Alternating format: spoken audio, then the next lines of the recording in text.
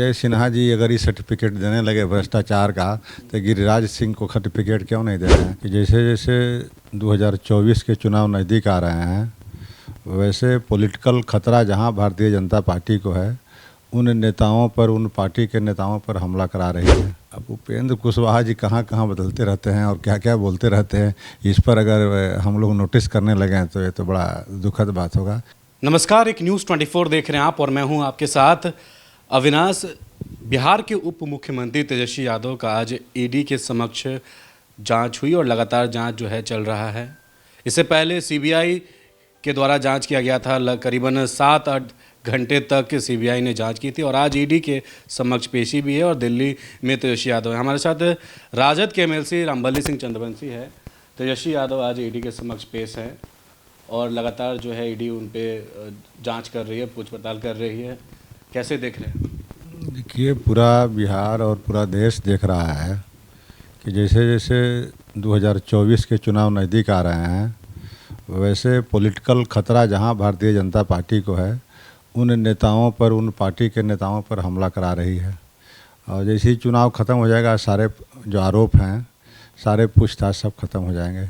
इसलिए ये सब कुछ पॉलिटिकल मोटिवेशन से है, पॉलिटिकल कहीं ना कहीं कॉन्कॉक्टेड ये सब है। ये सब कब का मामला है और कब आप जांच कर रहे हैं, आखिर हो क्या रहा है ये सब? आखिर बिहार की जनता, देश की जनता देख तो रही है ये सब, इसलिए इसका समय आने पर जवाब दिया जाएगा।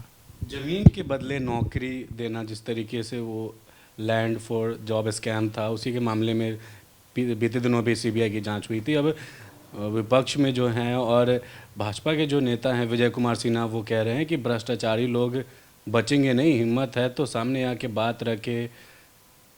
इसको कैसे? देखिए, भ्रष्टाचारी लोग तो बीजेपी में भरे पड़े हैं, लेकिन आप सोचिए कि 2009 का मामला है और आज हम 2023 में हैं।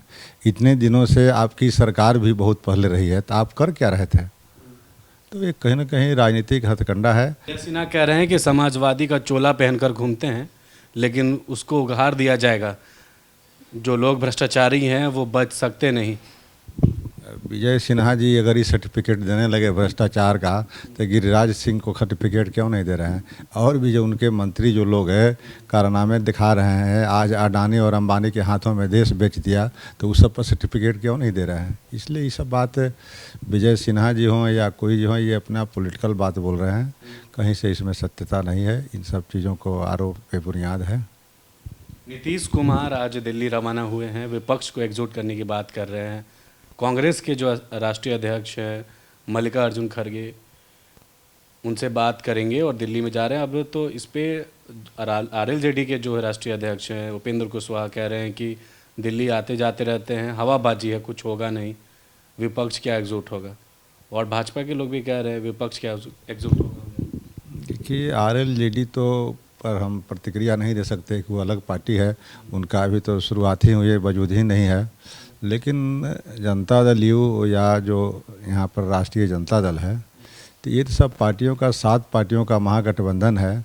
उसके नेता माननीय नीतीश कुमार जी हैं। अगर नीतीश कुमार जी जैसे जैसे चुनाव नज़दीक आएगा, तो ये तो पॉलिटिकल, तो लगता है मतलब कि नीतीश कुमार विपक्ष को एकजुट कर पाएंगे? क्यों नहीं? बिहार में तो एकजुट कर पाए ना। बिहार में नीतीश कुमार का जो अश्वमेघ घोड़ा चला था भाजपा का, उसको तो यहाँ रोक दिया गया। तो वहाँ रोकने का मतलब क्या हुआ कि नीतीश कुमार के नेतृत्व में बिहार में सारे पार्टियों को एक्सेप्ट भाजपा को छोड़ करके यहाँ सरकार बनी। तो यही स्थिति भारत में भी हो सकती है, क्यों नहीं? और उसी क्रम में अगर नीतीश कुमार जी दिल्ली की यात्रा पर हैं या विपक्ष के नेताओं के साथ वार्ता करेंगे, तो इसमें क्या अपराध है? उपेंद्र कुशवाहा तो कह रहे हैं ना कि राजद के लोग जाके जदयू के लोग से पूछे कि जदयू के ही नेता जो हैं, बड़े नेता, वो जाके याचिका दायर किए थे हाईकोर्ट में लालू परिवार के खिलाफ। अब उपेंद्र कुशवाहा जी कहाँ कहाँ बदलते रहते हैं और क्या क्या बोलते रहते हैं, इस पर अगर हम लोग नोटिस करने लगे तो ये तो बड़ा दुखद बात होगा। इसलिए उपेंद्र कुशवाहा जी को जो बोलना है बोलते रहें, जनता सब कुछ देख रही है। अच्छा, आखिरी सवाल है, चिराग पासवान इफ्तार पार्टी में दिखे राबरी आवास पे।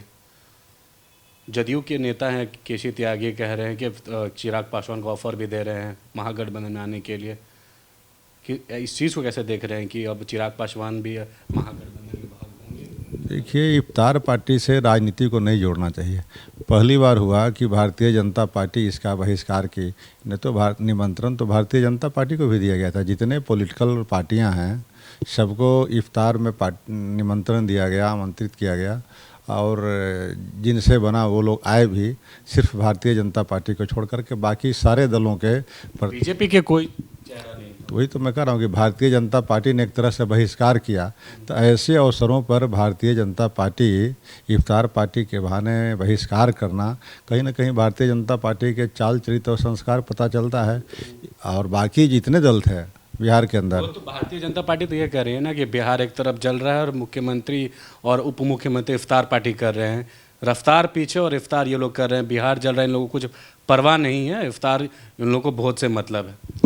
ये भारतीय जनता पार्टी कर रहे हैं, लेकिन भारतीय जनता पार्टी को नहीं बुझा रहा है कि आज सबसे बड़ी समस्या बिहार के अंदर है बेरोजगारी का। और बेरोजगारी के सवाल पर, नौकरी देने के सवाल पर ये सरकार जो है नीतीश जी के नेतृत्व में और तेजस्वी जी के नेतृत्व में जो सरकार है, यह लगातार कहाँ से रिक्तियों को खंगाले और कैसे जल्दी समय पर रिक्तियों को विज्ञापन दे करके बेरोजगारों की एक जो फौज लंबी है उसको पर काबू पाए, इस तरह के नौकरी देने का काम कर रही है। तो भारतीय जनता पार्टी को खराब लग रहा है। लेकिन ये काम भारतीय जनता पार्टी पहले क्यों नहीं कर रही थी, क्यों नहीं करवा रही थी, ये सब बात है। तो ये हमारे साथ बातचीत कर रहे थे राजद के एमएलसी रामबली सिंह चंद्रवंशी, जिन्होंने तमाम सवालों का जवाब दिया है। इस खबर में फिलहाल इतना ही। तमाम अपडेट्स के लिए आप हमारे साथ बने रहें। सहयोगी शशि के साथ मैं अविनाश, एक न्यूज़ 24 पटना।